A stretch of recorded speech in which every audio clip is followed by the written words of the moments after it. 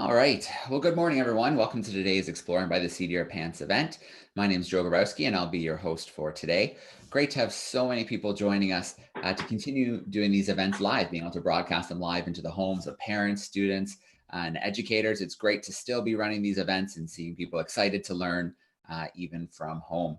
So we've got a great event today. So we're teaming up with Lindblad Expeditions to host some of their naturalists over the coming week who can take us on virtual field trips to amazing places around the world. So we're really excited to be joined by Steve Morello today. Steve has had a long and colorful career in natural history. He's well known as a professional wildlife photographer and guide. His work has appeared in publications like National Geographic magazine and books, the New York Times, and photo collections of the World Wildlife Fund. He's the author of The Traveling Nature Photographer, which has been acclaimed as a must-have for anyone who travels and is interested in photography. And Stephen's also on the board of directors of the Alaskan Whale Foundation, where he assists on research with whales of Southeast Alaska. So Steve, it's so great to have you joining us live today. We're excited to get to know you a little bit better. We're excited to dive into Alaska. And then of course, we'll have a little Q&A action. Well, that's great. I'm really excited to be here, and I've been looking forward to this all week. All right. Awesome, Steve. Well, I'll let you take over. Before we do jump in, though, Steve, can you tell us how long you've been working with Lindblad? With Lindblad, I believe this is my 11th year now. Yeah, I think 11 years. I've been working in Alaska probably closer to 30, but with Lindblad Expeditions, about 11 years. All right, awesome. Well, Steve, I'll let you take over for a little bit, and let's see just how beautiful this place is. All righty. Well, I think we'll just start with showing you some images of Alaska that we will. Oh, here we go. Do you have that there, the full screen? Okay. Well, you know, Alaska, a lot of people don't realize it, but Alaska is in fact a rainforest.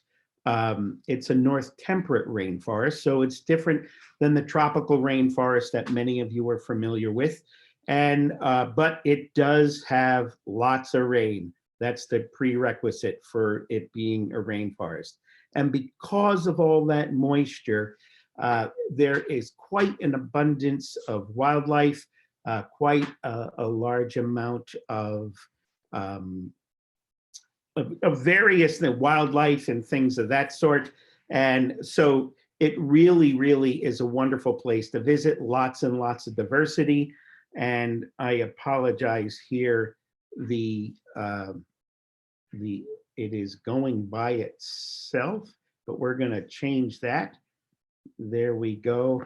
And here we go. So there's always lots of water, and that water comes in many forms. One is the liquid form, like you see here with a stream or a river, and the other is in the form of ice. So, and I'll show you images of the glaciers and some of the ice in a moment there. But as I said, it is a rainforest, different than the tropical rainforest. In the tropical rainforest, it is known for the amount of diversity in species that it has. And in a given acre, say, there may be literally hundreds. It seems to have a mind of its own, and it's going. So we'll just go with it. Hundreds of different species of trees in a given acre, whereas in the north temperate rainforest, we're looking at more like 5 or 6 different species. But in that forest, there is a lot of density, and it is the home for lots and lots of wildlife. Here we're looking at brown bears, otherwise known as grizzlies. And here one with a salmon in its mouth. Alaska is home, one of the places where you have one of the great spectacles of wildlife in the world, which is the salmon migration. And that salmon migration feeds practically everything, literally including the trees. So it's a very, very important thing. And one of the beauties about going there in the summertime is that we get to see the progression of that that salmon migration. So it's really wonderful, and so many things are dependent on it. Here in the mountains, you have mountain goats and Dall sheep further in the north, not so much in Southeast Alaska, but the diversity of plants is unbelievable. Like the blossoming skunk cabbage there, or fiddlehead fern as the fern begins to grow. And lots of little things, the banana slugs. It's amazing how something as small as a slug is going to capture the imagination and the heart of the people who visit there. It's really, really wonderful. Lots of different birds. There's a magpie there, and oh, the berries. That's one of my favorite parts. The salmon berries is when you get there when they're in season. And of course, one of the iconic wildlife species in Alaska is the bald eagle. It's one of the few, it's the only place in the US where it was not listed as an endangered species. Now it's off the endangered species for everywhere in the States. And river otter, there's just so many things to see. And not just with wildlife, but Native American culture. And these images here are from people, the Haida in northern British Columbia. Our trips bring us, our first and last trips bring us along the coast of British Columbia, the west coast of Canada, where we get to interact with the Haida. And there's totem poles here. Here's an ancient totem pole. So it really, the immersion in culture is wonderful. And then there are the modern day people working in Alaska as fishermen, and is every kind of walk in life.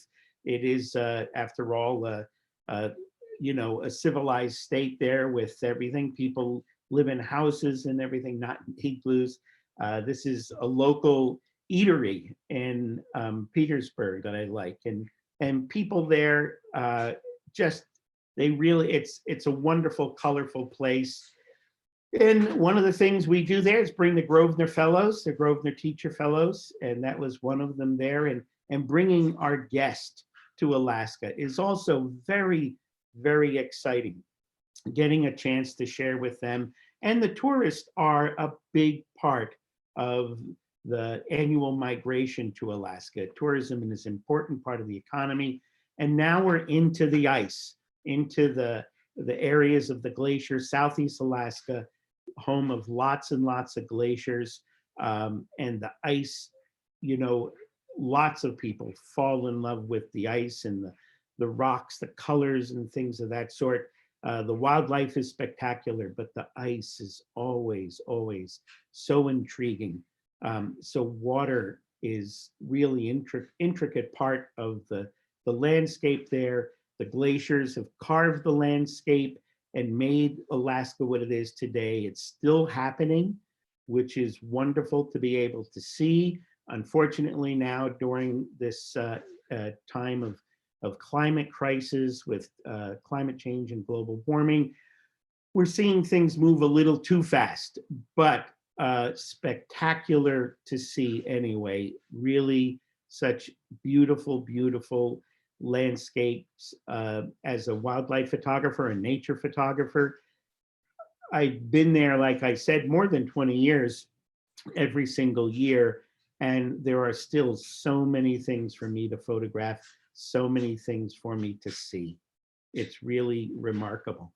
And now, after we finish with the ice there in the slide program, we're going to get into some of the marine life that we get to see also here in Southeast Alaska. So if my timing is right, we should have, so here's some of the marine life, some of the tourists from our boats, and eagles kind of abundant everywhere, whether you go not so much into the interior, but anywhere along the coast, on the water, on the coastline.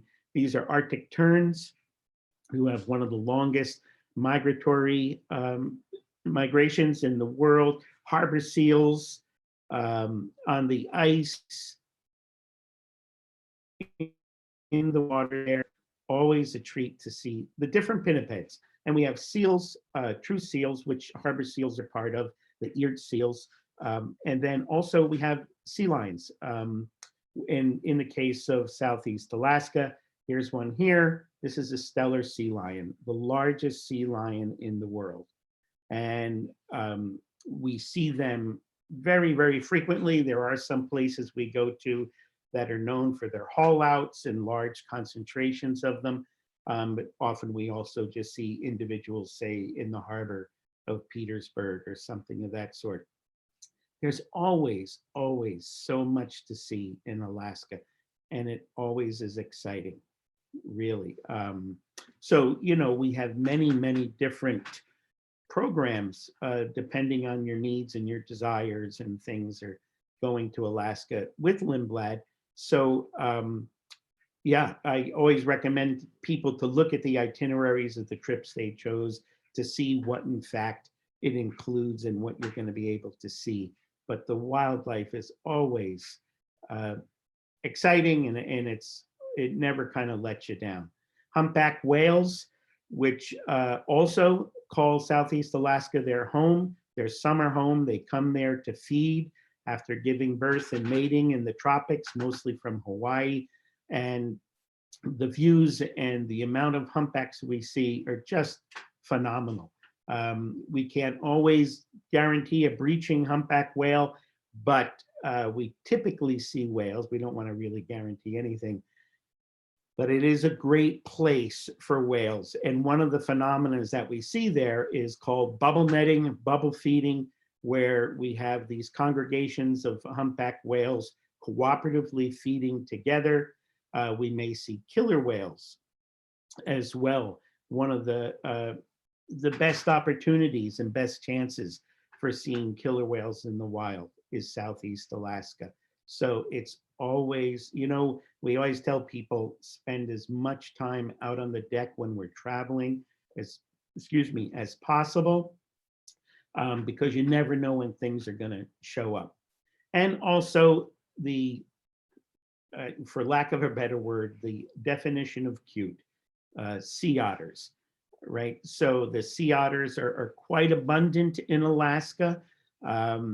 It is North America's largest member of the weasel family and aquatic member of the weasel family. And it is, as I said, they're quite numerous. Their numbers have rebounded from when they were literally at the edge of extinction. And now they're quite abundant in Alaska. And we see lots of interaction. Here's a stellar sea lion eating a fish that it just caught and having a glaucous-winged gull come in for its share. There are puffins that we see, all kinds of different birds. This is a goldeneye on a pond, the Kettle Pond at Glacier Bay National Park, or harlequin ducks, some of the rarities that birders come to see that are just in Alaska. And the marine life. On board, we always have undersea specialists who go down and film what's underwater. But even in the intertidal zone, there is so much to experience, so much to see. The weather, as I said, it is a rainforest, so you need to prepare for that. But if you're prepared, we go out, rain or shine. Here's some kittiwakes on the cliff face, one of the type of pelagic gulls or ocean-going gulls. And of course, just the scenery. It is always spectacular, always amazing. You look around and you think, every place that you're seeing should be a national park. So they're the images that I have for you there. Yeah, and I'd love to have questions or talk about some of the things that you just saw, or any other questions at all. All right, Steve. Well, thanks for showing us some of those pictures. Clearly, both in the water and on land, Alaska is a unique place and just absolutely beautiful. Yeah, it's one of my favorite places to go. People often ask me, of all the trips and all the places I go in the world, what's your favorite? And honestly, I don't have one. I have lots of favorites, and they're all favorites for different reasons. But Alaska, truly, I look forward to going there every single year. All right. Well, Steve, let's get things started and let's talk a little bit about your work with the Alaskan Whale Foundation. Can you tell us a little bit about some of the research that you get to take part in? Sure. Well, for the most part, my main position with AWF, Alaska Whale Foundation, is being on the board of directors. But also, I happen to be a research photographer with the organization. So I get to go along once in a while and document the science that's happening on our research boats. A lot of what we do is involved with humpback whales, and specifically in foraging strategies. And also right now, we are focusing on the health of the animals that are in Southeast Alaska. You know, a few years back, the humpback whale was delisted. It was taken off the endangered species list. And that was wonderful, exciting news that their numbers had come back enough that, you know, science in general felt that they could be removed from the list. Then the following year, we kind of jumped the gun. We noticed that it looked like a lot of the whales were not doing as well as we hoped. They were losing weight, as not as many calves were being born into the population. So we're trying to figure out what are the reasons for that. And by the way, we don't know if it is just a natural occurrence because of the fact that the whales have reached a certain number. Maybe they've reached an equilibrium with the carrying capacity of Southeast Alaska, or it may be a problem with food source. We know that the herring population has crashed in Southeast Alaska, and that's actually that's the only fish that they utilize the bubble netting for, the cooperative bubble netting. And we're looking at other prey species and things of that sort. And that information is being shared with scientists in Hawaii, where the bulk of our population goes to breeding calf, and with other scientists in other parts of the world looking at similar things as well. All right. And then is it true that you take photos of their tails to use for identification? Exactly. Humpback whales, if you get a look at the underside of the tail, it has a pattern, a distinct black and white pattern. And that pattern pretty much stays with the whale throughout its life. So by photographing it, you can ID the individual just like you were taking a fingerprint on a human being. And so with that, that's such an important piece of information. That little thing, we get to see if the whales are coming back to the same place every year, if they're associating with other whales. Is that association temporary or is it long-lived? Where do they go when they're not with us? All kinds of basic information that you need to know in order to study a species. All right, let's jump to another question here. This is about changes that you've noticed. So over many years visiting Alaska, have you noticed much of an impact from climate change? Oh, unfortunately, yes. The glaciers, some of the glaciers that I started looking at 10 years ago, 11 years ago, have receded so much. Now, that is in fact a natural occurrence. However, the rate at which they've receded is quite remarkable. In some of the places we go, we can tell people, well, you know, 10 years ago, or some of our staff have been working for Lindblad much longer than that. So 15 years ago, the glacier was here, and 10 years ago, the glacier was here.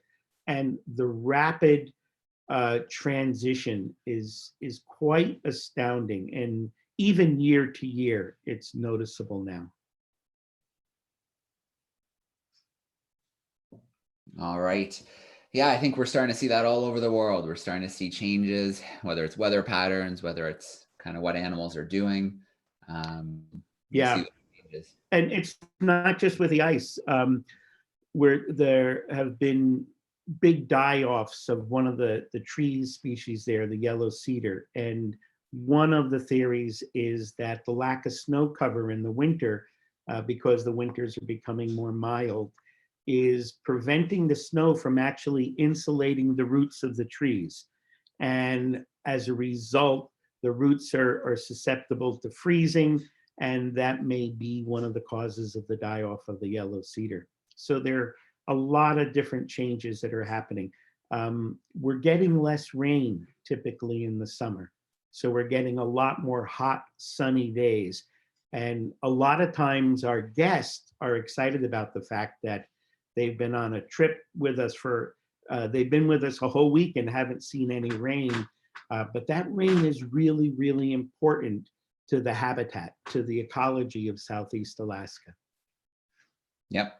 Yeah, absolutely.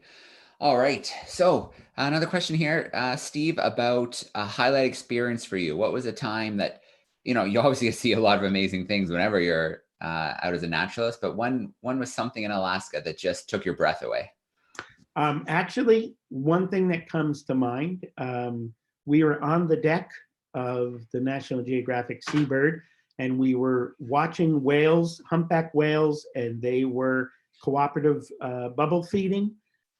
And I have come to learn since then, but this was the very first time I ever saw it. All of a sudden, the whales had been bubble feeding and they were very close to the ship. And all of a sudden, one of the whales breached. And just as it was breaking the surface of the water, a second whale started breaking the surface of the water, and a third and a fourth. And all of the whales that were participating in this bubble netting breached simultaneously. And so we had 6 individuals breaching at the same time, very close to the ship. It was one of those circumstances where do I point my lens? Unfortunately, I didn't have a wide angle lens on my camera. I had a telephoto lens, so I could get 1 or 2 of the whales, but I couldn't get all of them. But just seeing that was just mind-blowing and astounding. As I said, I've come to learn that that is a behavior that happens not infrequently when the whales are finished. When the whales have been together, cooperating with each other, when they are finished and they're going to disperse, that's a dispersing behavior. They often will all breach all at the same time and then go on their merry ways. But seeing it for the first time, wow, I was in heaven. All right. Very cool. I'm pretty jealous. I lived in Australia for a year and we used to watch, well, twice a year. They'd come one way down the coast going north, and then they'd come back again. So we used to watch them breaching, but never in large groups like that. It was usually 1 or 2 at a time. So that's pretty awesome. You got to live in Australia. It was pretty good. It's probably also pretty cool too. Yeah. Pretty good. But yeah, it was mind blowing. Very cool. All right. Question about negative impact from humans. Do you see discarded fishing gear? Do you see plastic washing up on the shore? Well, yes. I don't want to you don't want to sugarcoat that. We do see that. As a matter of fact, for the population of whales in Southeast Alaska, the 2 biggest threats to them today from humans are plastics, discarded fishing gear, or set nets and things that they become entangled in, or boat strikes. Boat strikes are very, very few, and that's a whole different story there. But yeah, one of the things we do at Alaska Whale Foundation is that we oversee the disentanglement program for humpback whales. We have success stories, and unfortunately, sometimes not so successful stories with disentangling them. It's not something that occurs every day. It's not something that most people will ever see, but unfortunately, it does occur. And on the beaches, on the shores, there is plastic. There is lots of waste from no source, and it's not just from Southeast Alaska. The currents bring it from many, many places, but it's a problem we're facing all over the world on every coastline. Yeah, absolutely. I mean, those currents in the ocean carry things everywhere, all the way up into the high Arctic, and all around the world. And you're right across the ocean from countries in Asia. So, plastic is an issue that everywhere is facing, anywhere on the coast. Yeah, it really is. There are the big pieces that you see, and then there are the little tiny pieces as plastic begins to break down that we don't necessarily see that are a really big project. One of our other staff, Alyssa Adler, had a grant to do a study of microplastics in Southeast Alaska, and many of our staff are involved with different research projects around Southeast Alaska and many of the places that we go, which on one hand is one of the cool things about traveling with Lindblad, is that you often get access to people who are doing hands-on activity right there where we go. But the plastic problem is a big problem. It really is. Yep. Yeah, absolutely. Okay, so great question here about camera gear. What's your go-to gear? Oh, that's a good question. Up until a few months ago, I had been a Nikon photographer.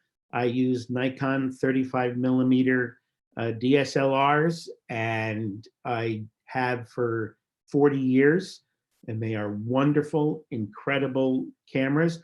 I have just personally switched to mirrorless cameras, and I went with the Olympus line for a host of different reasons: the size, the weight, some of the new technology in the Olympus cameras that are just allowing photographers to be able to do so much more than in the past. But I gotta say, it's not so much the camera.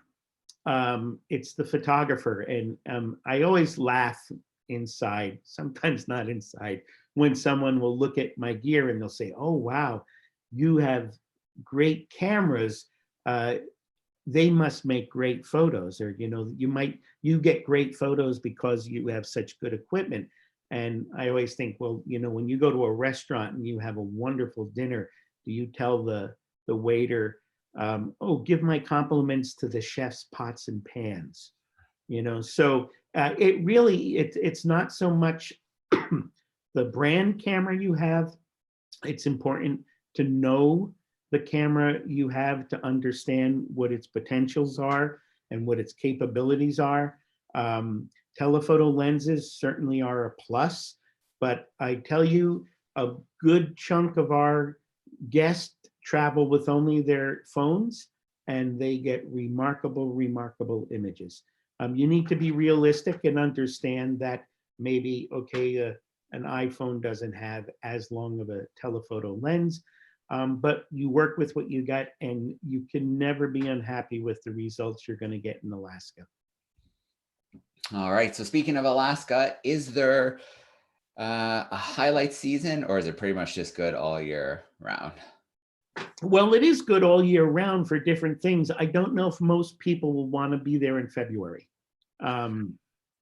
So the spring, summer, and the fall, and that's kind of condensed in Alaska. Now I live here in Maine, and spring is upon us. The frogs are laying eggs in the vernal pools. That's not happening just yet in Alaska. It'll be a little bit of time. So the beginning of our season at the end of June, that's, spring is in full bloom. I love being there early because of the amount of wildflowers and everything just coming back to life. And you progress during the summer. And so the salmon will be there, but they don't really start to migrate into the rivers until the end of July. And then things change. We'll see bears and things before that, but then you'll see behaviors changing. And then at the end of the summer, beginning of fall, which is the end of August, the colors already start to change, which adds a whole new layer and a whole new dimension to the beauty of Alaska. So it's wonderful for the entire spring, summer, fall season. Um, but depending on what your interests are, you might want to go earlier in the season, later in the season, in the middle of the season. One of the wonderful things at the end of the season, when we're getting ready to head back down south, are the Northern Lights. The best time for Northern Lights, of course, in Alaska is going to be during the winter when there's actually darkness, but we get night at the end of the season, and it's not something that we can ever guarantee, but we hope for, and occasionally we're lucky and we get to see some Northern Lights. So there's always something wonderful to see, so it makes a good reason to come back. All right, awesome. So I'm glad you talked. You mentioned the salmon run season. Have you been able to photograph kind of the whole scene with the bears and the eagles and the salmon just doing their thing? Absolutely. And again, I've been traveling to Alaska now for decades. And as both a guide or an expedition leader with Lindblad and National Geographic Expeditions, but also as a photographer for World Wildlife Fund, or with Alaska Whale Foundation. So I've had the privilege and the honor of being able to spend extended amounts of time. Say, I was a cameraman on a film project on the Katmai coast. So for an entire summer, I got to live on the coast of Katmai, documenting the bears at the salmon stream. But with that said, sure, on our trips, we will go when the salmon are running. We go to places where the rivers are chock full of salmon, and that's always a great place for us to look and look for bears. Bears are typically, we would prefer to see when we're on the ship as opposed to hiking because of safety reasons. But there are some places where, and some occurrences where if we see a bear and everything is wonderful and the bear is happily doing what it's doing and is not concerned with us, we can just stand and watch, and sometimes at very close distances. All right, amazing. So how big of grizzlies have you seen, Steve? Oh, I've seen very large bears, over 1,000 pounds, I'm sure. However, size is relative. If you meet a bear in the woods and it's a small bear, you would be surprised how big that bear becomes in your imagination. But it's really not so much. I don't care how big a bear is. I'm not that interested in size, maybe other than to say, oh, this is an adult, this is a subadult, this is a cub or something like that. I'm really interested in the activity and the behavior and the life history of the bear. So I don't kind of put those expectations or those goalposts in my observation of wildlife. I like to just experience what I'm seeing. But certainly Alaska brown bears, the coastal brown bears, are the largest of all the brown bears in North America. People are surprised when we tell them brown bears and grizzly bears and Kodiak bears are all the same species. They are. The differences are that the grizzly bears, we tend to refer to brown bears in the interior as grizzly bears because they typically are more blonde. And I believe the reason they were initially called grizzlies was because of the blonde guard hair. And it reminded the early prospectors of gristle on meat, so they called them grizzlies. Along the coast, they're typically, not always, more brown, and they're much larger because the interior bears are feeding mostly on vegetation, whereas in the coast, feeding primarily on fish. So that protein is a growing food, so they get much larger. All right, awesome. So Steve, let's get some advice for young naturalists or young photographers. Um, how did you get started with the camera? Did you take some courses, or have you kind of found you just learn from experience and trial and error? Well, I was fortunate and kind of at the right place at the right time. I started off my career in nature as a whale biologist on the East Coast here. I was working off of Cape Cod and on whale watch boats on the Cape, and also doing pelagic cruises for National Marine Fisheries on NOAA vessels out of Woods Hole. The camera was a tool, and it was used to document what I was seeing, to photo ID the whales, photographing the flukes. And that was 40 years ago at the very I was at close to the beginning of the kind of the whale research time, when things were just starting to happen. And as a result of that, I was using my camera every day. I never was trained as a photographer, but I had the privilege of having lots of other professional photographers come to visit to photograph the things that I was seeing and doing. Excuse me. And they were generous with their time and their knowledge. And after a while, I sold my very first images to National Geographic and then the New York Times. And from there, things kind of blossomed. But I always have been learning. Even today, I feel that I learn from the people that I teach photography from. Everybody has something to offer.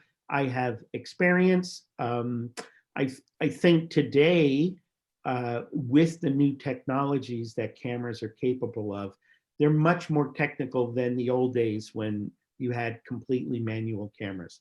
And the newer, especially the mirrorless cameras, have some capabilities that I just never dreamed would be possible with cameras in the old days.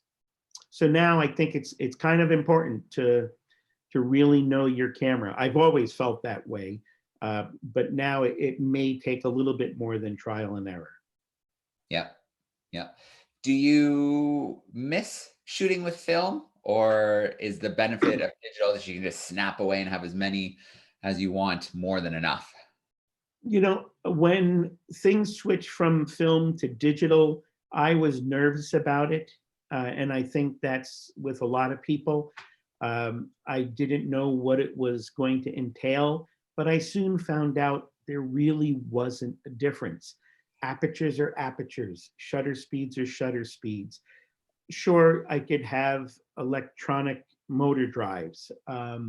I can use higher ISOs, but it really expanded the photography capabilities. It didn't really present a challenge because everything was the same. What was different was learning the computer software to go with that. That was where the challenge was for me when it went from film to digital. And I'm finding that now, switching from, excuse me, DSLRs to mirrorless cameras, where the camera is much more of a computer and has many more computing capabilities, that there again, I'm finding a little bit of a learning curve that I have to do. So I practice every day. I go out here and on my property or for hikes in the woods and things, and I practice with my camera to learn what it can do and what it can't do. All right, very cool. Well, first I want to start off by saying thank you to those who tuned in today and those who will be tuning in later today to the event. Thanks for joining us and learning a little bit about a new place. If you stick with this channel, come back in say 20 minutes. We're going live with NASA astronaut Nicole Stott, and she's going to share some of her amazing experiences. So hopefully we'll see some of you in about 20 minutes. And Steve, thank you so much for taking some time today to share a little bit of your story, a little bit of your passion, and the beautiful place that Alaska is. I think it's great to show everybody places around the world and why it's so important that we're protecting and conserving them. Oh, thank you, Joe, very much. It really was a pleasure. All right. Well, again, a huge thanks to everybody for tuning in. Lots more events coming up today. And then we're doing it again all next week. So thanks everyone for tuning in today. Take care, everyone.